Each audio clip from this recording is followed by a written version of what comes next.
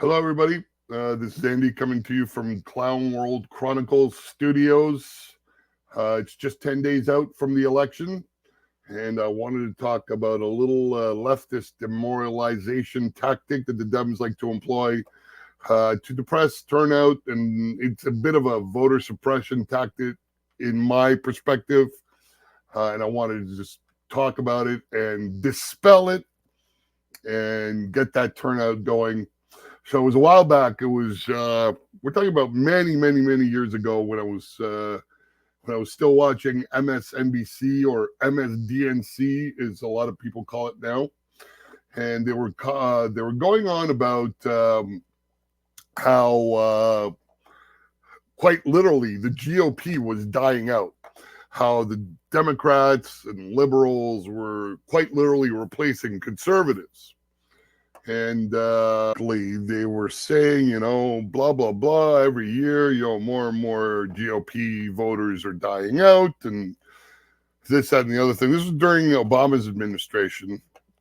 And I remember I was still, I had just left the liberal side. I stopped voting for liberals around that time after the insanity that I started noticing coming from their side. And I remember freaking out for a minute. And then I had this realization, and a serene calmness came over me. And I haven't been worried about this issue since. And you can see on the screen here, it's quite literally, a topic of conversation. This idea that, quite literally, conservatives are dying out because, conservatives tend to be older, and, they get older and people die, right? Well, you see, these deranged loons use this logic to make themselves feel better about their chances. The reality is there are new right-wing and conservative voters created every single fucking day. And I'm going to explain this to you in a moment. But I'm going to use myself as an example. I was once a liberal. I still consider myself a liberal, but I caucus with the right conservatives on almost every issue. I'll explain why I still consider myself a liberal, even though I caucus with the right in another video, but that's for another video. I voted for the Liberals in Canada in 2006. I have not voted for any Liberal Party in Canada since. And it was basically since the early 2010s, so like 2010, 11, 12, when the trans issues started intruding into politics and the liberals embraced this lunacy. That was basically my signal that liberal parties had lost the plot. That, and among other things like, mass migration, BLM, all those wacko radical leftist, ideas that started spewing forth during Obama's administration. And I'm not the only one. That's what happens to a lot of, I would consider myself a moderate, and that's what happened to a lot of moderate centrists who want common sense governing, fiscal responsibility, and, people who just want to be left alone, live their lives, that want their tax dollars to be spent wisely to, address important issues. But instead, the left has given us this radical left insanity. Divisive racial issues like CRT and DEI, degeneracy like the trans and pride issues, open borders that floods countries with economic migrants and depresses low skill wages and increase housing costs, how to control stimulus spending that explodes inflation, and that is followed by interest rate hikes that get, in order to get inflation under control, that ends up costing you more to, for your housing costs. So, if you have a couple $100,000 and they have to crank up the interest rates to bring inflation down, well, you go from an interest rate or an interest payment of like a couple $100 a month to nearly $1,000 a month. And if you have a mortgage for $500,000 or $750,000, hey, good luck with that. And so it's these issues that take, people like me who are moderate liberals, who want liberal parties to, do what liberals should do. They are middle, center, left parties that ensure the liberty of the individual and provide, middle of the road um, economic governing. But we get insanity from liberal parties, and it turns people like, moderates like me who sway elections to vote with right wing conservative parties.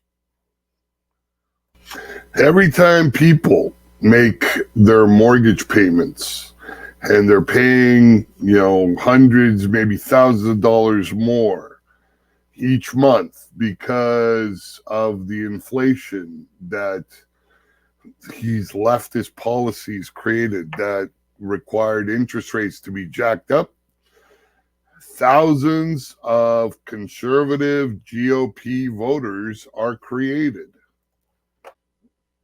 Every time people go fill up their car at the gas station and they have to pay a lot more money for the same amount of gas, thousands of GOP conservative voters are created. Anytime people go grocery shopping and they're spending tens, hundreds of dollars more each month just to buy the same amount of food, thousands of GOP and conservative voters are created. Every time one of these degenerates is given a prominent position in the government, just simply because they are degenerates, thousands of conservative and GOP voters are created. Every time a government official doesn't know how to determine if somebody is male or female, thousands of GOP and conservative voters are created.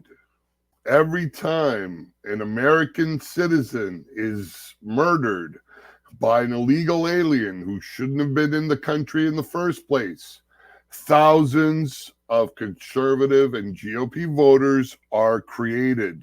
Every time liberals listen to some weirdo degenerate like this guy here and install tampons in boys' bathrooms, thousands of conservative and GOP voters are created. So I hope you can understand where I'm coming from this particular on this particular topic. That yeah, the leftists like to think that GOP voters are getting older and older every year and they're just dying out. But every day when they do their insane degeneracy, they create hundreds, thousands of new GOP conservative voters just to get away from their nonsense. Right? Like I said, I'm a liberal, still consider myself to be a liberal. And what I tell people is I will be voting conservative for the foreseeable future. And at the rate that the left is going, I don't think they're ever coming back. I think they've been taken over by radical leftists, and they're not going to make tack back to the center, I don't suspect, anytime soon. Every day with these insane policies, they just keep creating new right-wing voters. And on top of which, there's another phenomenon that they don't like to acknowledge, but basically leftists are the ones who are dying out because they're not having any children. As you can see here in this particular screen grab that we have from Feminist News, we have actress Helen Mirren who's like, women have got to stop being polite. If I ever had children, blah, blah, blah, blah, blah. Well, you see, this is the problem, Helen. You didn't have children. You're not going to pass your values on to your daughter or your son and let them, perpetuate your beliefs into the future. That's it. It all dies with you. And that's the problem with a lot of these leftists. Like these guys here, the childless cat dads for Kamala. This guy doesn't have any offspring to pass on his beliefs to, right? So it all dies with him. All his his specious reasoning will all die with him. And then on top of that, you have you have free abortions and vasectomies being offered at the DNC. These people are voluntarily sterilizing themselves. Okay, they're not passing their it's like they're not passing their genes on, they're also not passing their beliefs on, right? Because it all ends with them.